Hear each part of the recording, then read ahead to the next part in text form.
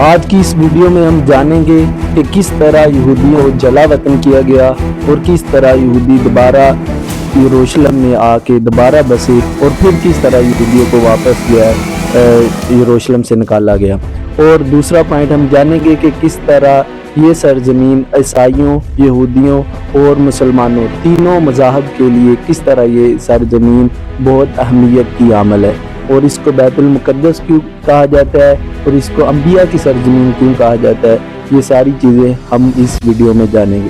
پچھلی ویڈیو میں ہم نے ذکر کیا تھا کہ کس طرح بنی اسرائیل کی ابتدا ہوئی اور کس طرح بنی اسرائیل دوبارہ اپنے عروج کو پہنچے، لیکن عروج کے بعد زوال کس طرح، اور اسی ویڈیو میں ہم ڈسکس کریں گے۔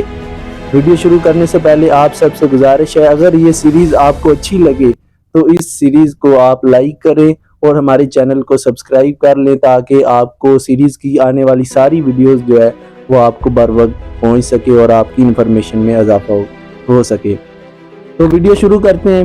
آج کی ویڈیو کا ٹاپک ہے کہ بنی اسرائیل پر کس طرح ظلم ہوا اور کس طرح بنی اسرائیل کو یروشلم سے بار بار نکالا جاتا رہا ہے۔ بنی اسرائیل اس طرح ہم نے پچھلی ویڈیو میں ذکر کیا تھا کہ بنی اسرائیل حضرت داؤد علیہ السلام کے دور میں اپنے عروج کے دور میں تھے، اور پھر حضرت سلیمان علیہ السلام نے ہیکل سلیمانی کی تعمیر کی۔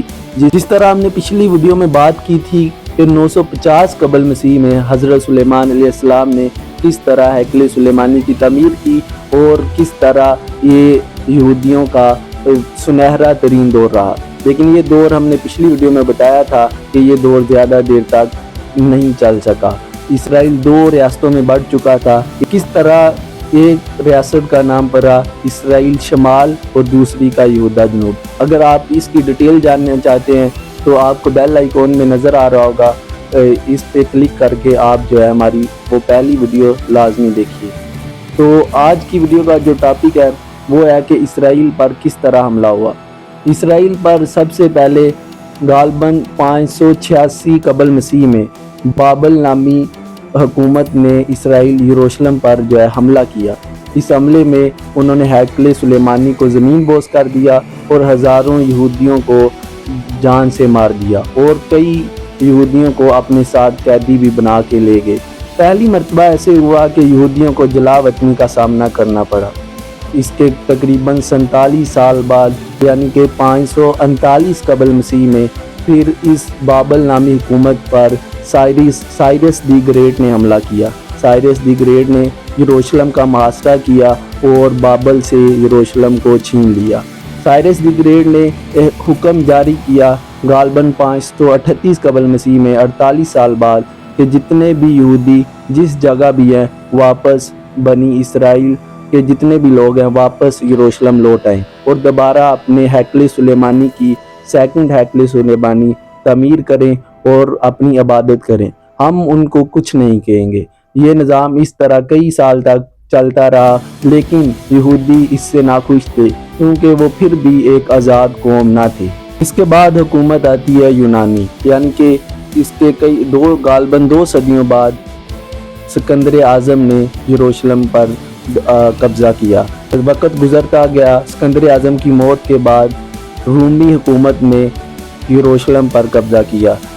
حکومت کے جنرل ٹائٹس نے اس یہودیوں کے لیے بہت ٹف ٹائم دیا۔ اس نے دوبارہ ہیکل سلیمانی کو آگ لگا دی اور جتنے یہودی تھے ان کو ان کی زمین سے نکال دیا، اور اس نے یہ تک آرڈر دیے کہ اگر یہودی دوبارہ اس سرزمین پر واپس آئے یا کوئی یہودی نظر آئے تو اس کو قتل کر دیا جائے گا۔